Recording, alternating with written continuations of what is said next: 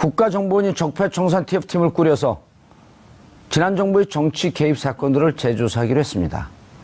고 노무현 대통령을 죽음으로 내몰았던 이른바 논두렁 시계 사건, 그리고 최동욱 전 검찰총장의 개인정보 불법 사찰 의혹에 대해서도 다시 들여다보기로 했는데요. 뭔가 납득할 수 없었던, 뭔가 찝찝했던 의혹들이 이제 밝혀질 수 있을까요? 자, 어느 사건을 재조사하겠다는 건가요? 네. 일단 사건 지금 가장 집중적으로 언급되는 두 사건은 노무현 전 대통령 논두렁 시계 사건으로 알려진 네.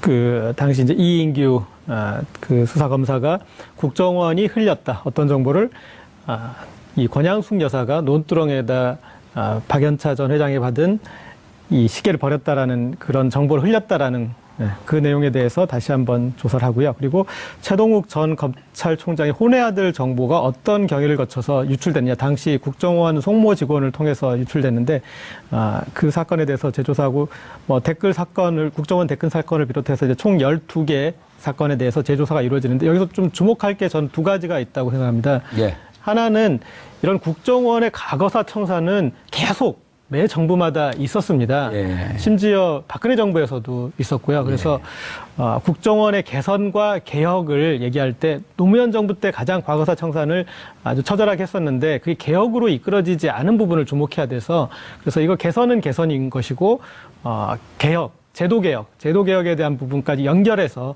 생각을 좀 할 필요가 있다라는 것 이렇게 말씀 좀 언급을 드리고 싶습니다. 예. 국정원이 이런 많은 사건을 관여하고 있었네요. 그럼요. 예? 뭐 지금 12가지를 이야기하는데 이게 다 국민들이 들어보면은 그 사건 다 알죠. 예, 다 아는 사건인데 예. 뭐든지 하나 명쾌하지 않았고 또 중간에 덮어졌거나 뭐 사실은 이제 서울시청 공무원 간첩 조작 사건 같은 경우에는 유성. 예, 지금 이제 시장을 또 노리는 그런 공작이 있었고 모든 것들이 뭐 지난 정부들에서 우리가 승복하기 어려운 또 상식적으로 납득하기 어려운 그런 사건들이죠. 근데 이거를 지금 TF팀을 만들어서 적폐청산 TF팀에서 뭐 진상을 재조사하겠다는데 사실은 이 이제 누가 하는 건 조남관 국정원 감찰실장이 주도를 해서 합니다. 그러니까 국정원의 감찰실에서 이걸 주도해서 한다는 것은 내부적으로 감찰 차원에서 한다는 이야기거든요. 그래서 감찰을 해서 결과에 뭐 내부 규정을 어겼거나 아니면 현행법을 어긴 게 있으면 그게 따라서 처리하겠다. 그렇게 봐야 되는 거 아니겠습니까? 그렇게 해서 결국은 이 사건들을 만들어내는 과정이 합법적이지 못했거나 뭐 불법적인 내용이 있었다면은 거기에 따라서 처리하겠다. 그 처리는 결국은 인적 청산인 겁니다. 인적 청산이 되는 거고 그 다음에 이어서는 방금 고재일 기자님 말씀하신 것처럼 제도 개선을 통한 개혁이 반드시 뒤따라와야 되는 거죠. 야, 조대인 변호사님. 사건 하나하나가 그렇죠. 이게 다른 나라에 이 사건을 하나 갖다 놓으면 이건 한 20, 30년에 한 번씩 있을까 말까 한 사건인데 그렇죠. 이 사건이 그러니까 지난 9년 동안 어떻게 이런 국민의 세금을 갖다가 이런 몹쓸 짓을 집중적으로 아주 심오하게 했을까요? 이게 다 보시면 아시겠지만 뭐 노무현 대통령님의 논두렁 시계 그리고 최동욱 전 검찰총장 이런 사건들 관련된 게 그 당시에 국민들이 다 의심을 했었거든요. 권력기관이 개입된 거 아닌가라는 의심을 했었지만 또 정권 차원에서 그걸 막았는지 어찌인지 모르겠지만 다 그냥 덮였습니다. 그러니까 국민들이 지금 되돌아보면 다 합리적인 의심을 했던 게 맞거든요. 근데 그 9년 동안 이런 것들을 지금 국정원 차원에서 지금 밝혀내고 있지만 다 의문스럽게 처리됐다는 걸 지금 인지하고 있었던 부분이고요. 이제라도 조금 정리돼야 될 것 같습니다. 확실히. 자, 국정원이 이렇게 앞장서서 개혁을 하는데 고재일 기자님. 네. 앞장서서 개혁을 하는데 검찰도 뭔가 해야 되지 않을까요? 그렇죠. 예. 여기 중요한 가장 핵심적인 게 BBK. 네. 아니 그것도 BBK 있고. 기획입구. 이 기승전 BBK. 근데 지금 BBK 기획입구 하면 그 편지 흔들었던 홍준표. 네. 재조사이죠. 유영하 변호사도. 예. 그런데 이 아까 허성무 전 비서관님이 언급하셨는데 이 지금 국정원 적폐청산 TF의 주체가 국정원 감찰실장이지 않습니까? 그런데 그동안에 이 국정원 적폐들이 당시에도 문제가 됐다가 검찰 수사 과정에서 용두사미가 되어버렸습니다. 그래서 국정원 적폐청산은 국정원만으로 하면은 반쪽밖에 아닙니다. 이 검찰이 수사 과정에서 엿받고 먹었는데 그 검찰 적폐까지 같이 파악을 해야지 이게 이제 쌍축으로 될 수 있습니다. 안 그러면은 이게 어떻게 되냐면 나중에 결론에 그런데 법적으로 따져봤더니 나중에 무죄가 되지 않았느냐. 네. 그런 식으로 이렇게 흐지부지 된 결국은 이 순환 논리에 빠지게 됩니다. 그래서 당시 검찰 수사가 부족했던 부분 또 왜곡됐던 부분 대표적인 게 서울시 공무원 간첩 조작 의혹이지 않습니까? 현직 검사들이 그 조작에 같이 관여했어요. 그렇기 때문에 그런 부분들을 이 검찰까지 같이 알아보는 적폐를 청산하는 그런 작업이 필요할 것 같습니다. 이렇게 되지 않을까요? 이것이 이제 이른바 그 허성무 비서관님 이런 게 이제 지금 얘기가 정확하게 지적을 하셨는데 국정원이 이게 솔로로 무쇠불처럼 혼자서 간 게 아니고 이게 그 쌍두마차로 달린 거거든요. 국정원이 어느 정도 정보를 토스하면 실행 단위에 썼던 건 다 검찰이었거든요. 그렇죠. 예를 들어 그 유성 간첩 조작 사건도 누가 조작했는지 모르지만 입건 기록을 조작을 해서 마치 유성 씨가 수시로 북한을 들락날락 했던 것처럼 걔 찾아가 보니까 민변에서 찾아가 보니까 이건 가짜 기록이다. 근데 검찰은 그 기록을 갖고 이거 봐라. 네, 기소하고 유죄 증거로 쓰고 건네준 거는 국정원에서 건네줬고 그것을 갖고 행동대장 한 건 검찰에 있었단 말이에요. 맞습니다. 그래서 국정원이 조사를 하면서 사실은 검찰이 여기에 직접적으로 직간접적으로 관여돼 있다라고 하는 결론을 내지 않을까요? 당연합니다. 너무나 당연하고 그래서 이제 이걸 지금 방금 고 기자님도 말씀하셨지만은 ETF에 현직 검찰 3명을 지금 그 파견받아서 ETF가 꾸려집니다. 아, 그래요? 그렇습니다. 그거 어떻게 하셨어요? 보도에 이미 나왔습니다. 나왔어요? 예, 그 중에 또 한 명은 파견 검사 3명 중에 김태현 검사는 그 댓글 사건 당시에 그 조사하던 검찰 팀원 중에 한 명이기 때문에 이번에 뭐 좀 제대로 되지 않겠느냐. 근데 이제 그 이전에 더 중요한 것은 뭔가 하면은 서훈 국정원장을 임명한 것은 뭐 우리가 예상했던 건데 국정원 기조실장에 신은수 변호사를 임명을 했어요. 그럼 이 신은수 비서관은 실장은 누구냐? 그 사실은 이제 지금 청와대 민정수석 조국 수석이 있는데 그 자리에 사실은 더 강력하게 거명됐던 분입니다. 신현수. 예. 그 민정수석으로 거명됐던 분인데 이분이 민정수석으로 안 가고 국정원 기조실장으로 갔어요. 예. 그건 뭘 의미하는가 하면 국정원 개혁을 제대로 한번 해보겠다 하는 거에 저는 방점이 찍겠다고 봅니다. 그러면서 지금 TF팀에도 현직 검사 3명을 파견받았죠. 그럼 검찰을 가장 잘 아는 사람들이 이 국정원을 개혁하고 국정원의 적폐를 청산하는 실제 업무를 지금 맡았다 이렇게 보시면 되겠습니다. 조대진 변호사님, 이제 국정원이 워낙 권력이 막강하다 보니까 여당에서도 정권을 잡고 난 뒤에 예를 들어 각 계파가 있지 않습니까? 그렇죠. 대통령이 국정원장을 만약에 대통령 쪽 사람을 임명하면 또 약간은 그 당에서 세력 균형을 이루기 위해서 대통령과는 조금 떨어진 분이 기조실장을 임명을 하고, 근데 원세훈 국정원장 시절에는 아주 재밌는 일이 있었단 말이에요. 본인이 국정원장이 되면서 기조실장을 자기가 임명을 했어요. 그러면서 국정원 내부에서 이 권력이 한쪽으로 집중되어 있으면 문제가 됩니다. 그랬더니 원세훈 당시 국정원장이 내가 감옥 갈게. 그래 감옥 갔어요 결국. 저는 그 국정원에 관련된 재판을 해보니까요. 그 조직에 대해서 조금은 알게 됐는데, 그러니까 성격을 한마디로 표현을 하자면 되게 기묘한 집단입니다. 그러니까 같은 테두리에 있은 것 같으면서도 안에서 그 개그 프로 중에 있잖아 기묘한. 아 그런가요? 어쨌든 그래서 공동의 이익을 추구하는 것 같은데 안에서는 전부 다 자기 혼자 살려고 발버둥 치는. 그렇기 때문에 테두리는 그렇게 보이지만 또 안에서는 또 각자의 이익을 위해 도생하는 이런 모습들이 좀 보인다는 것 때문에 좀 기묘하다고 표현을 드렸고요. 아까 말씀 주신 대로 이제 이런 부분들을 정상화시켜야 되는 것 때문에 그 신현수 변호사, 예전에 사정비서관 하셨던 신현수 변호사님이 가신 것 같은데요. 사정비서관을 했었나요? 노무현 대통령 때 사정비서관을 하셨습니다. 잘 아시겠네요. 예, 사정비서관을 하셨었고, 그래서 저도 이렇게 눈여겨보고 있었습니다. 그 신현수 변호사님이 지금 이제 국정원 기조실장이지만 어디로 갈 것인가 관련돼서 거기 가는 게 아마 개혁에 관련된 시발점이 될 것이라고 봤는데 국정원으로 딱 꽂으신 걸로 봐서는 아마 검찰만큼 조국 수석을 검찰에 앉힌 그 민정수석을 앉힌 것만큼 국정원도 이제 올 것이 왔다라고 봐야 될 것 같다는 느낌이 들었습니다. 김병기 인사처장 했었나요? 국정원에? 김병기 의원이? 이병기인가요? 김병기인가요? 동작에. 예, 지금 현 그 더불어민주당 김병기 의원이죠. 그분이 국정원에서 한 20년 있었는데 사설에서 그런 얘기를 해요. 지금 조대진 변호사가 정확하게 지적했는데 국정원은 한 집단이 묶여 있는 거다. 그 집단이 무슨 일을 하는지 모른다. 다른 집단이. 그런데 이렇게 보면 정치적으로 관여할 것 같은 사람들은 대충 안다. 그래서 한때 정치적으로 관여할 것 같아서 그분들을 국정원 무슨 연수원 같은 데다가 대선 시기에 다 몰아놓고 그리고 거기는 핸드폰을 압수 안 됩니다.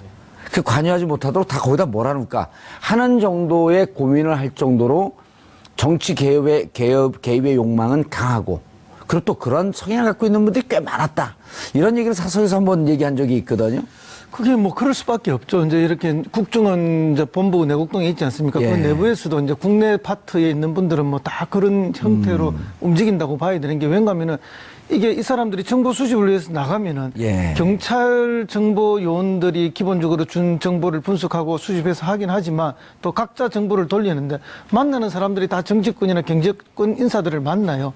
만나고 기관장들과 기관 사람들을 만나는데 항상 그 초점이 그런데 관심이 가 있을 수밖에 없고 또 권력의 향방에 따라서 자기의 어쨌든 그 조직 내에서의 삶의 방향이 또 움직이고 하니까 출석기에 선수들이 돼 있는 거죠. 그러다 보니까 정치권 주변에서 언제나 정치에 영향을 미치거나 자기가 그걸 통해서 어떻게 해보려고 하는 사람들의 집단이 국내 정치, 국내 정보를 모으는 사람들의 한 형태라 이래 보면 되고요. 심지어 어떤 지역 같은 데 가면 이분들 자체가 이미 그 토 세력처럼 돼 있는 경우에도 아주 극소수이지만 그거 자체가 권력 기관이죠. 예, 권력이고 그냥. 토 세력이 돼 있는 거예요. 각 지역에는. 그래서 이 사람들 눈치를 보는 또 지역의 정치인들이나 지역의 경제인들도 많아요, 사실. 예. 고지열 기자님. 네. 자, 그럼 우리 논두렁으로 한번 가보시죠. 네. 이런 사건이 없었던 일 아니에요? 이거 누가 이런 소설을 썼어요? 그게 이제 이런 이제 논두렁 사건이 발생하게 되는 예. 또 한 축은 그런 이제 국정원의 이 여론 공세를 할 때 언론이 거기 부안해동해서 움직였기 때문에 되지 않겠습니까? 지금 검찰도 그동안 이제 이런 이 정치 검사 그런 비난을 받는 여러 수사에서 수사 내용들을 이게 누군가 누출을 하고 그러니까 국정원도 마찬가지고 그리고 그것들을 그래서 언론이 받아서 검증되지 않은 내용을 가지고 여론전을 하면서 이제 불거졌던 것인데 이 부분도 이 당시에 이제 중수부장이었던 이인규 검사가 마치 검찰이 누출한 것처럼 처음에는 당연하게 그렇게 생각하지 않겠습니까? 예. 왜냐하면 노무현 전 대통령에게 시계는 어떻게 하셨습니까? 물었더니 노 전 대통령이 시계 문제가 불거진 뒤에 권양숙 여사가 바깥에 버렸다고 합니다라는 이제 이런 식으로 이제 처음에는 이제 그런 진술이 있었는데 그것들이 검찰이 통해서가 아니라 국정원을 통해서 전팔되면서 논두렁에 버렸다고 합니다 하면서 어떤 국민 감정을 노무현 대통령은 저렇게 발언을 했다는 거예요? 뭐예요, 저게? 그때 당시에. 그때 당시에 이제 논두렁 얘기가 나오지 않았다라는 게 핵심. 아니, 노무현 대통령 저 발언을 했답니까? 제가 알기로는 밖에다 버렸다? 예. 이제 그거를 말한 것도 잘못된 거 아닌가요? 그거를 왜 담당 검사가 그걸 언론에다가 어디다 버리는지. 요 부분은 이제 전에 잘못 알려진 정보가 있으니까 그것에 대해서 이제 고치기 위해서 얘기한 거니까 이 부분은 좀 납득할 수 있을 것 같아요. 아니, 근데 지금 지나서 보면 조대진 변호사님 시계를 받은 건 맞아요? 그것도 확실하지 않습니다. 그리고 그러니까 일단 거기서부터가 아무것도 없는 거 아니에요? 그러니까 물론 지금 이인규 검사는 나중에 검찰에서 나와서 나는 마치 이런 부분들이 노무현 대통령 조사할 때는 논두렁 얘기가 안 나왔는데 국정원이 만든 것 같다라고 본인은 책임에서 살짝 빠지는 듯한 모습을 그러니까 보이거든요. 시계는 있었냐고요? 그런 부분도 조사에서 명확하게 드러난 부분이 없습니다. 왜냐하면 관련해서 조사가 다 끝나지를 않았기 때문에. 처음에 명품 시계 논두렁 보도 등은 국정원 주도로 이루어진 것? 참 명품 시계 받았는지 안 받았는지 준 사람 누군지 아무것도 안 나온 거 아니에요? 그러니까 그 화면에 있어서 저 덩어리 자체 주도로 이루어진 것 그 앞에 있는 그 부분이 모두 사실인지 아닌지 확인이 안 되는 겁니다. 확인이 안 된 거 아니에요? 그렇죠. 명품 시계를 누가 줬는지 받았는지 그렇죠. 이것도 확인되지 않은 상태에서 그다음 논쟁이 논두렁이냐 그냥 일반 것으로 버린 거냐? 그렇죠. 그럼 명품 시계는 당연히 받은 것처럼 됐단 말이에요? 그렇죠. 그 포인트를 이쪽으로 남겨둠으로 인해서 나머지 존재들은 사실을 전제하는 걸로 돼버리는 건 그렇게 됐죠. 그래서 그거 자체도 되게 저는 안 좋다고 봅니다. 올바른 아니 게 안 아니라. 좋은 게 아니라 명품 시계를 받은 적이 없는 거 아니에요? 아니, 그래, 어떻게 된 거예요, 이렇게 이거는? 말을 하게 된 그 말투의 배경이 예. 그런 거 있지도 않는 그런 질문을 왜 하느냐에 대한 그런 역공의 어투로 바깥에 내다버립다 이런 식으로 대답을 했다라고 하는 이제 설이 있는 거죠. 설이 있는 거죠. 예. 근데 설이 있는 거를 중수부장이 얘기를 해요? 확인도 하지 않고? 그러니까 그게 일반적이지 않은 게요. 조사에 관련돼서 아직 재판도 이루어지지 않은 상태에서 당사자가 진술한 거를 언론에 밝혔다는 것 자체가 부적절한 겁니다. 피의사실 공표 아니에요. 그렇죠. 왜냐하면 그 부분에 설령 그게 사실이든 아니든 재판에 가서 재판장이 판단을 해야 될 부분이지 그 부분은 안 그래도 이슈가 되는데 더더군다나 당사자가 대통령인 상황에서 그 부분을 언론한테 일부라도 말해주는 거 그거는 아주 문제가 되는 부분이죠. 그럼 문제가 되니까 국정원이 흘렸다고 하더라. 그러면서 국정원한테 책임을 툭 넘기고. 그렇죠. 그 덩어리 하나 논두렁으로 그냥 토스하고 간 겁니다. 이인규 부장. 그러니까 저런 거 같습니까? 홍준표 지금 자유한국당 대표 같은 경우도 대선 과정에서 당시에 이제 이 수사 내용들에 대해서 기정사실화하면서 계속 공격을 하지 않았습니까? 그러면서 어떤 노무현 전 대통령의 어떤 명예를 심각하게 훼손하는 그런 일들이 있었는데 이 부분에 대해서는 그러니까 검찰 수사 과정에서 그 수사 과정이 특별히 뭐 중간 수사 발표가 있거나 그 정리된 국민에게 정리해서 알린 그런 절차가 전혀 없었던 일이기 때문에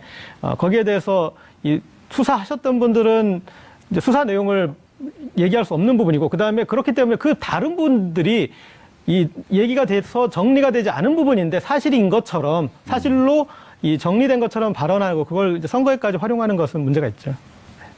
문제는 게 아니라 이런 사람들 감옥 보내야 되는 거 아니에요? 그냥 문제가 있으니까 문제가 있으니까 조심하세요. 이 정도는 아니잖아요. 이게 완전히 나라를 뒤흔든 사건이었었는데 그 노무현 대통령을 종국적으로 죽음으로 몰아간 직간접적 타살이다. 라고까지 얘기가 나온 근거가 됐던 거 아니에요? 그렇죠. 그래서 이제 지금 이제 이런 사건에 대해서 국민들이 동의할 수 없었던 그런 국정원의 이제 정보 취득과 그리고 이제 정보 누출 행위에 대해서 조사를 하면은 아까 허성 전 비서관님 말씀하셨는데 인적 청산이 뒤따를 수밖에 없습니다. 그렇죠. 검찰처럼 인적 청산이 뒤따르고 그 다음에 이런 식의 국내 정치 개입하는 것 자체가 문제다. 그래서 지금 대통령이 국정원 개혁에서 추진하는 두 가지 방향, 국내 정치 파트를 전혀 없애고 그다음에 대공수사 업무를 경찰에 이관하는 이제 그 부분들까지 연결될 것 같습니다. 검찰로 확장이 돼서 이인규 전 중수부장 조사해야 되나요, 말아야 되나요? 저는 당연히 조사해야 된다고 봅니다. 홍만표 지금 감옥 가 있나요? 그렇죠. 나왔나요? 아닙니다. 지금 재판 중이고요. 재판 중에 추가 뛰어야죠, 그럼.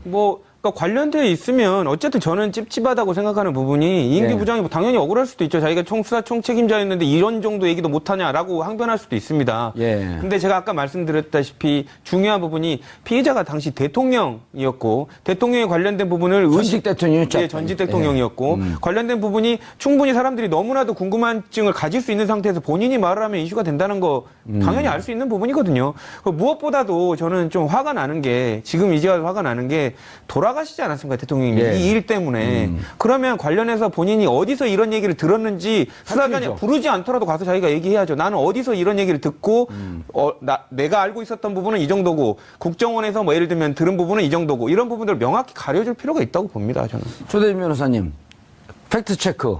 당시 11월에 이제 본격적으로 노건평, 노무현 전 대통령의, 노무현 대통령 형이 검찰에 소환이 되죠. 그렇죠.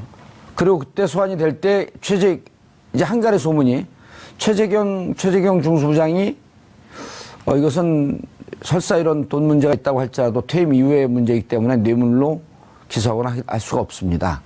자신 없습니다. 그럴 때 이인규 중수부장이 손들고 나왔다는 거 아니에요? 그렇죠. 제가 하겠습니다.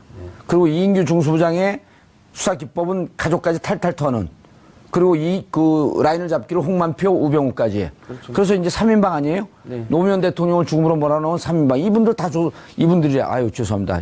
이 양반, 근데. 괜히 뭐 화를 내니까 나까지 화가 나잖아요. 저는 진짜로 이 사람들 다 조사해야 되잖아요? 그러니까 사실상 그 우병우 수석이 노무현 씨라고 얘기했던 그 워딩 자체가 우병우 수석이 한 게 아니라 이인규 부장이 했다는 얘기들도 있었거든요. 그래서 그 이인규 부장이 어떻게 보면 만약에 그런 얘기를 직접 했다면 정치적 욕심이 있었을 수도 있고 그리고 스스로도 검사들이 정치성을 얘기를 하니까 정치적인 목적 때문에 수사를 했다고 배제할 수는 없다고 봅니다. 예, 알겠습니다.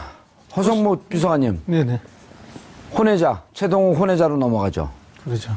이게 지금 생각해도 다 화가 나니까 최동욱 당시 사건이 이렇게 됐던 거죠. 자, 최동욱 검찰총장이 원세훈 국정원장을 선거법 위반, 대선 댓글 개입 선거법 위반으로 기소하겠다, 구속 기소하겠다고 하자 당시 법무부 장관이었던 누구죠? 황교안. 황교안이 무슨 구속 기소냐? 기소하지 마라. 그러니까 그나마 타협한 게 불구속 기소하는 것으로 하자. 그 다음에 이제 이 사건에서 손을 떼게 하기 위해서 최동욱 혼외자 아들이 나왔다. 그렇죠. 예. 근데 이제 그 혼외자 아들의 정보를 그러면 누가 이제 맨 처음 그렇죠. 알게 됐느냐. 예. 이제 국정원 직원인 거죠. 조선일보가 제일 먼저 보도했어요. 보도는 거기서 했는데 예. 이제 흘러나오기 시작한 게 그러면 그 국정원 직원은 그럼 그 정보를 어디서 했느냐. 화장실에서 옆에서 누군가가 이야기하는 걸 듣고 정보를 인지했다. 그래서 서초구청에 가서 그걸 이제 확인하기 위해서 그렇게 했다. 이렇게 나오는 거예요. 세상에 이런 정보가 화장실에서 다른 사람들이 이야기하는 거 옆에서 우연히 듣고 자기가 정보를 인지했다는 게 그게 말이 되는 소리입니까? NLL 포기했다라고 하는 대화록을 찌라시를 보고 알았다? 라고 하는 김무성 대표하고 똑같은 얘기죠. 거죠. 예. 그러니까 이건 뭐 지나가는 소가 웃을 이야기들을 하고 있는 거죠. 그러니까 이미 이런 정보들을 다 가지고 있었는데 어쨌든 이 최동욱이가 말을 듣지 않고 이제 자기가 법에 따라서 원칙대로 수사하라고 수사팀들한테 계속 지지를 보내주고 있으니까 이제 결국 수사를 무산시키기 위해서 최동욱을 날리기 위한 작전으로 쓴 거죠. 예. 그러니까 뭐 결국 그 혼외자 사건이 터지니까 모든 관심이 모든 언론이 그 이야기만 반복적으로 하다가 이제 나중에 사실 확인 쪽으로 가면서 결국은 이제 옷을 벗고 나가는 쪽으로 쫓아내는 쪽으로 이제 이렇게 사건이 전개가 되어버린 것이죠. 예. 그래서 이 사건은 이제 그때 뭐 그 박근혜 정권의 정통성 자체를 완전히 흔드는 게 그럼요. 댓글 사건 아닙니까? 예. 사실은 이제 뭐 대통령으로 부정선거를 통해서 된 거나 마찬가지다는 거고 사실은 대통령이 그것 때문에라도 그때 당시 탄핵이 돼야 될 일이었던 거죠. 근데 그걸 완전 덮기 위해서 저질렀던 또는 폭로했던 게 혼외자 사건인데 그게 핵심이 국정원들이 나서서 했다. 그러니까 이거 역시 국내 정치에 제대로 개입한 거다. 그래서 문제가 되는 거죠. 당시에 이제 공동 주연이 조선일보지 않습니까? 그래서 꼭 그렇게 얘기하고 싶어요? 근데 이제 혼외자 사건 꼭 주연의 위치에 갖다 주고 싶냐고요? 그러니까 그 혼외자 사건 전에 사실은 이제 댓글 사건 관련해서 예. 정말 민감한 수사지 않습니까? 그래서 검찰총장과 그다음에 당시 이제 윤석열 수사팀장이나 아주 긴밀하게 하고 있었는데 그 중간에 수사 내용이 조선일보를 통해서 계속 유출되면서 거기서부터 이제 사실은 갈등이 있었습니다. 그래서 최동욱 전 총장이 이제 감찰 지시도 내리는데 그것에 대해서 또 계속 조선일보가 시비를 걸고 그런 어떤 티격태격하는 와중에 있다가 이 혼외자 사건으로 넘어오고 당시 이제 서초구청 담당하는 그쪽 관할 지역을 담당하던 국정원 직원 송모 씨가 두 라인으로 해서 움직였습니다. 이미 사실은 정보는 다 가지고 있었고 물증 증거를 확보하는 과정이죠. 한 축은 알리바이 아니었을까요?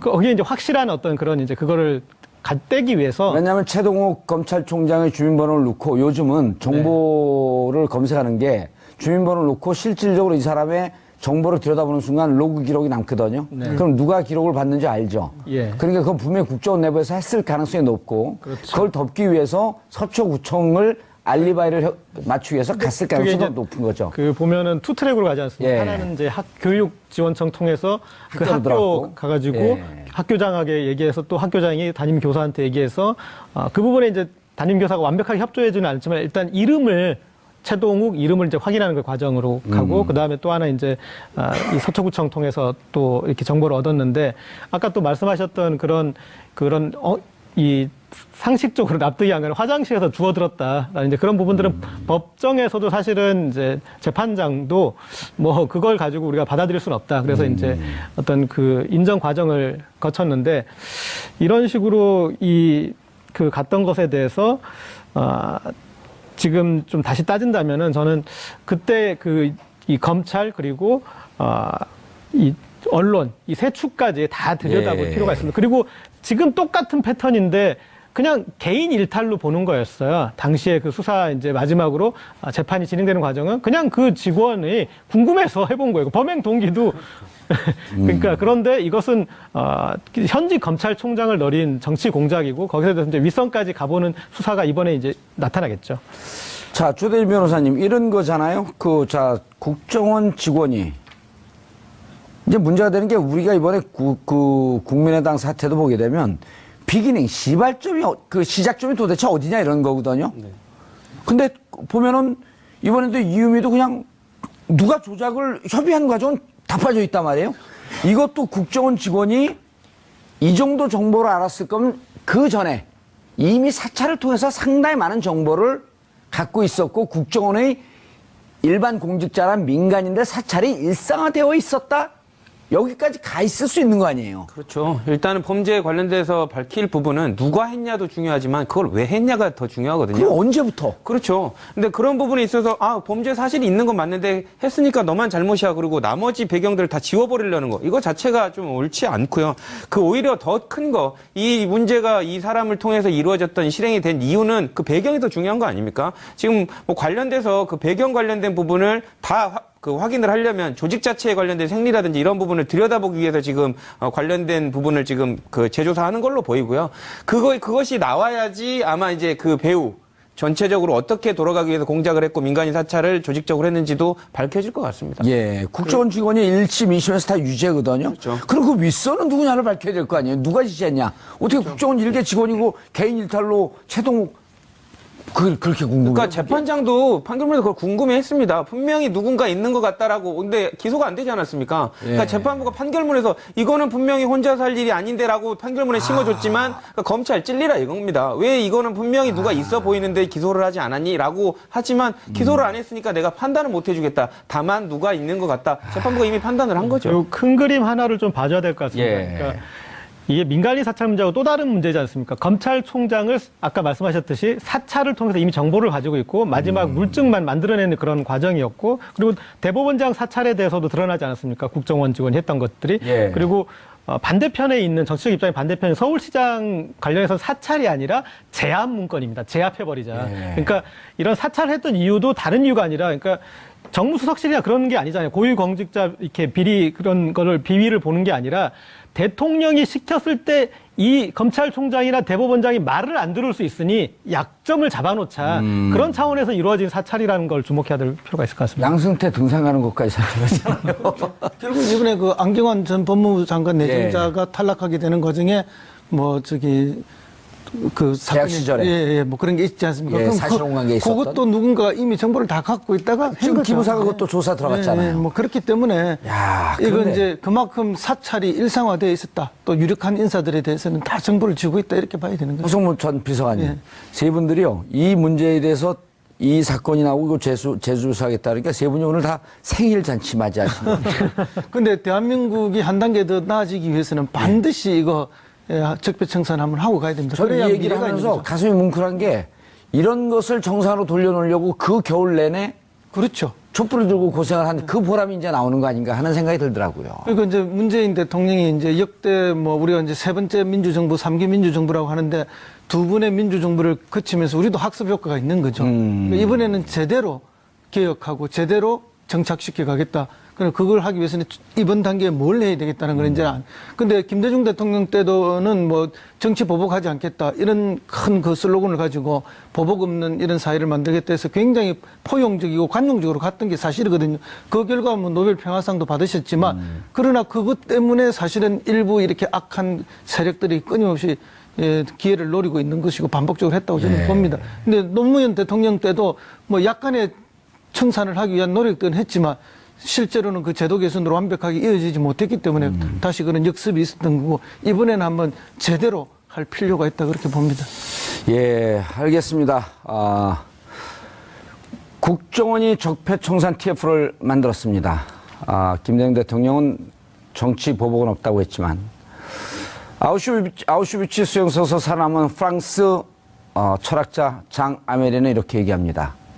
어설픈 용서는 더 큰 악이 만들어질 수 있는 자양분을 제공할 뿐이다.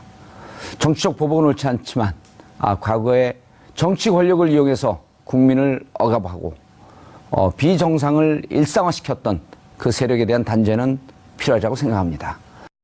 국가정보원이 적폐청산 TF팀을 꾸려서 지난 정부의 정치 개입 사건들을 재조사하기로 했습니다. 고 노무현 대통령을 죽음으로 내몰았던 이른바 논두렁 시계 사건, 그리고 최동욱 전 검찰총장의 개인정보 불법 사찰 의혹에 대해서도 다시 들여다보기로 했는데요. 뭔가 납득할 수 없었던, 뭔가 찝찝했던 의혹들이 이제 밝혀질 수 있을까요? 자, 어느 사건을 재조사하겠다는 건가요? 네. 일단 사건 지금 가장 집중적으로 언급되는 두 사건은 노무현 전 대통령 논두렁 시계 사건으로 알려진 네.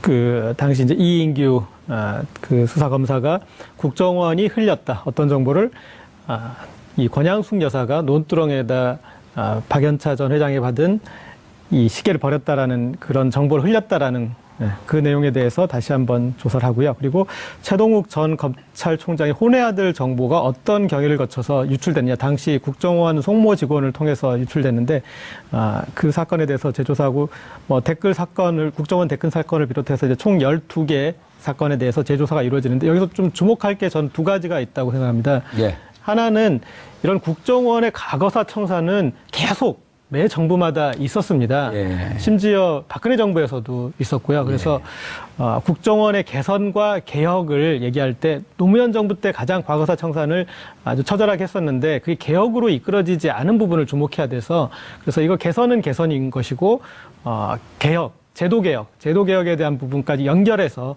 생각을 좀 할 필요가 있다라는 것 이렇게 말씀 좀 언급을 드리고 싶습니다. 예. 국정원이 이런 많은 사건에 관여하고 있었네요. 그럼요. 예. 뭐 지금 12가지를 이야기하는데 이게 다 국민들이 들어보면은 그 사건 다 알죠. 예, 다 아는 사건인데 예. 뭐든지 하나 명쾌하지 않았고 또 중간에 덮어졌거나 뭐 사실은 이제 서울시청 공무원 간첩 조작 사건 같은 경우에는 유성. 예, 지금 이제 시장을 또 노리는 그런 공작이 있었고 모든 것들이 뭐 지난 정부들에서 우리가 승복하기 어려운 또 상식적으로 납득하기 어려운 그런 사건들이죠. 근데 이거를 지금 TF팀을 만들어서 적폐청산 TF팀에서 뭐 진상을 재조사하겠다는데 사실은 이 이제 누가 하는 건 조남관 국정원 감찰실장이 주도를 해서 합니다. 그러니까 국정원의 감찰실에서 이걸 주도해서 한다는 것은 내부적으로 감찰 차원에서 한다는 이야기거든요. 그래서 감찰을 해서 결과에 뭐 내부 규정을 어겼거나 아니면 현행법을 어긴 게 있으면 거기에 따라서 처리하겠다. 그렇게 봐야 되는 거 아니겠습니까? 그렇게 해서 결국은 이 사건들을 만들어내는 과정이 합법적이지 못했거나 뭐 불법적인 내용이 있었다면은 거기에 따라서 처리하겠다. 그 처리는 결국은 인적 청산인 겁니다. 인적 청산이 되는 거고 그 다음에 이어서는 방금 고재일 기자님 말씀하신 것처럼 제도 개선을 통한 개혁이 반드시 뒤따라와야 되는 거죠. 야, 조대진 변호사님. 사건 하나하나가 그렇죠. 이게 다른 나라에 이 사건을 하나 갖다 놓으면 이건 한 20, 30년에 한 번씩 있을까 말까 한 사건인데 그렇죠. 이 사건이 그러니까 지난 9년 동안 어떻게 이런 국민의 세금을 갖다가 이런 몹쓸 짓을 집중적으로 아주 심오하게 했을까요?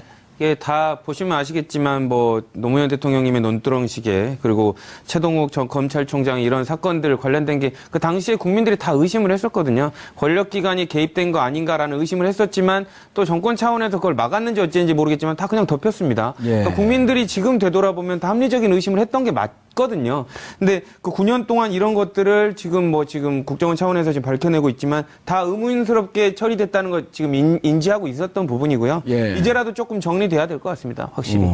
자, 국정원이 이렇게 앞장서서 개혁을 하는데 고재일 기자님. 네. 앞장서서 개혁을 하는데 검찰도 뭔가 해야 되지 않을까요? 그렇죠. 예. 여기 중요한 가장 핵심적인 게 BBK. 네. 아니 그것도 BBK 있고. 기획입구. 이 기승전 BBK. 근데 지금 BBK 기획입구 하면 그 편지 흔들었던 홍준표. 네. 제조사이죠. 유영하 변호사도. 예. 그런데 이 아까 허성무 전 비서관님이 언급하셨는데 이 지금 국정원 적폐청산 TF의 주체가 국정원 감찰실장이지 않습니까? 그런데 그동안에 이 국정원 적폐들이 당시에도 문제가 됐다가 검찰 수사 과정에서 용두사미가 되어버렸습니다. 그래서 국정원 적폐청산은 국정원만으로 김병기인가요? 동작에. 지금 현 더불어민주당 김병기 의원이죠. 그분이 국정원에서 한 20년 있었는데 사설에서 그런 얘기를 해요. 지금 조대진 변호사가 정확하게 지적했는데 국정원은 한 집단이 묶여 있는 거다. 그 집단이 무슨 일을 하는지 모른다. 다른 집단이. 그런데 이렇게 보면 정치적으로 관여할 것 같은 사람들은 대충 안다. 그래서 한때 정치적으로 관여할 것 같아서 그분들을 국정원 무슨 연수원 같은 데다가 대선 시기에 다 몰아놓고 그리고 거기는 핸드폰을 압수 안 됩니다.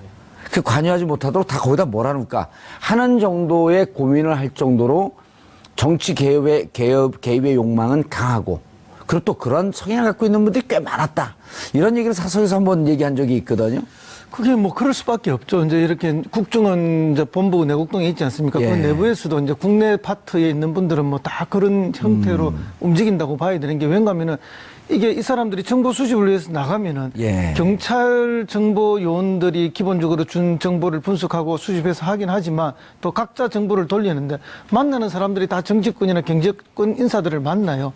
만나고 기관장들과 기관 사람들을 만나는데 항상 그 초점이 그런데 관심이 가 있을 수밖에 없고 또 권력의 향방에 따라서 자기의 어쨌든 그 조직 내에서의 삶의 방향이 또 움직이고 하니까 출석기에 선수들이 돼 있는 거죠. 그러다 보니까 정치권 주변에서 언제나 정치에 영향을 미치거나 자기가 그걸 통해서 어떻게 해보려고 하는 사람들의 집단이 국내 정치, 국내 정보를 모으는 사람들의 한 형태라 이래 보면 되고요. 심지어 어떤 지역 같은 데 가면 이분들 자체가 이미 그 토 세력처럼 돼 있는 경우에도 아주 극소수이지만 그거 자체가 권력 기관이죠. 예, 권력이고 그냥. 토 세력이 돼 있는 거예요. 각 지역에는. 그래서 이 사람들 눈치를 보는 또 지역의 정치인들이나 지역의 경제인들도 많아요, 사실. 예. 고재열 기자님. 네. 자, 그럼 우리 논두렁으로 한번 가보시죠. 네. 이런 사건이 없었던 일 아니에요? 이거 누가 이런 소설을 썼어요?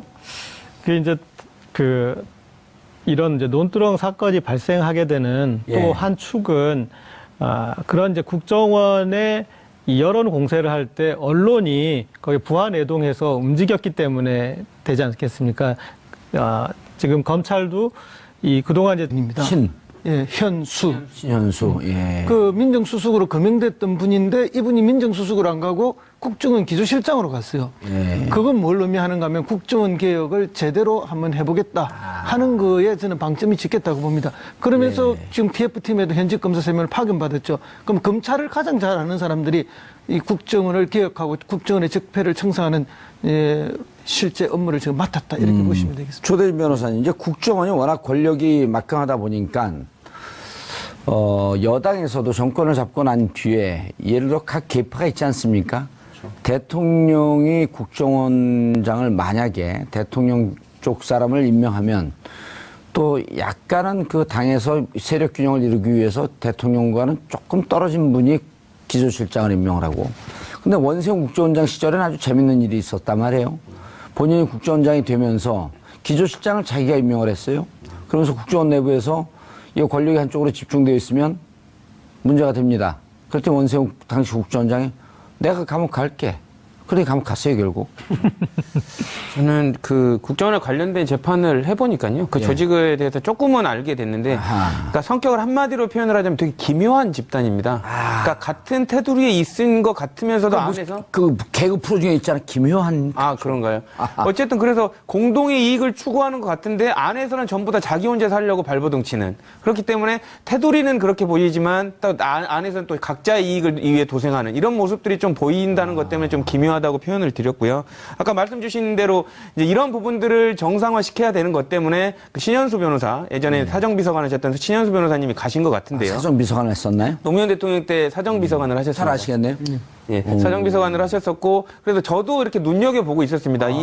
그 신현수 변호사님이 지금 이제 국정원 기조실장이지만 어디로 갈 것인가 관련돼서 거기 가는 게 아마 개혁에 관련된 시발점이 될 것이라고 봤는데, 국정원으로 딱 꽂으신 걸로 봐서는 아마 검찰만큼 조국 수석을 검찰에 앉힌, 그 민정수석을 앉힌 것만큼 국정원도 이제 올 것이 왔다라고 봐야 될 것 같다는 느낌이 들었습니다.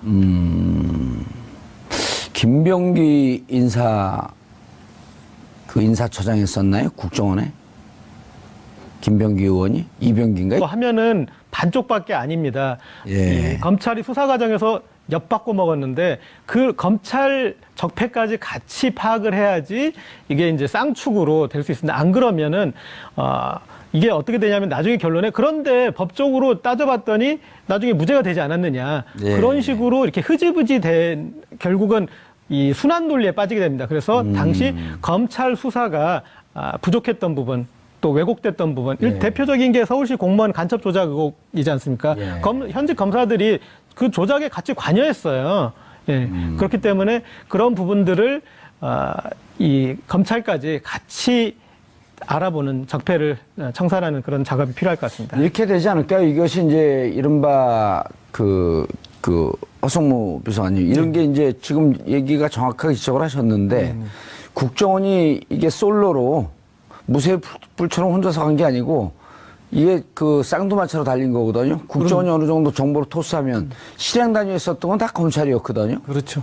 예를 들어 그 유성 간첩 조작 사건도 누가 조작했는지 모르지만 입건 그 기록을 조작을 해서 마치 유성 씨가 수시로 북한을 들락날락 했던 것처럼 걔 찾아가 보니까 민변에서 찾아가 보니까 이건 가짜 기록이다. 근데 검찰은 그 기록을 갖고 이거 봐라. 네, 기소하고 유죄 증거로 쓰고 건네준 거는 국정원에서 건네줬고 그것을 갖고 행동대장 한 건 검찰에 있었단 말이에요. 맞습니다. 예. 그래서 국정원이 조사를 하면서 사실은 검찰이 여기에 직접적으로 직간접적으로 관여돼 있다라고 하는 결론을 내지 않을까요? 당연합니다. 너무나 당연하고 그래서 이제 이걸 지금 방금 고 기자님도 말씀하셨지만은 ETF에 현직 검찰 3명을 지금 그 파견받아서 ETF가 꾸려집니다. 아 그래요? 그렇습니다. 그거 어떻게 하셨어요? 보도에 이미 나왔습니다. 아 나왔어요? 예, 그 중에 또 한 명은 파견 검사 3명 중에 김태현 검사는 그 댓글 사건 당시에 그 조사하던 검찰 팀원 중에 한 명이기 때문에 이번에 뭐 좀 제대로 되지 않겠느냐. 근데 이제 그 이전에 더 중요한 것은 뭔가 하면은 서훈 국정원장을 임명한 것은 뭐 우리가 예상했던 건데 국정원 기조실장에 신은수 변호사를 임명을 했어요. 그럼 이 신은수 비서관은 실장은 누구냐? 그 사실은 이제 지금 청와대 민정수석 조국 수석이 있는데 그 자리에 사실은 더 강력하게 거명됐던 분.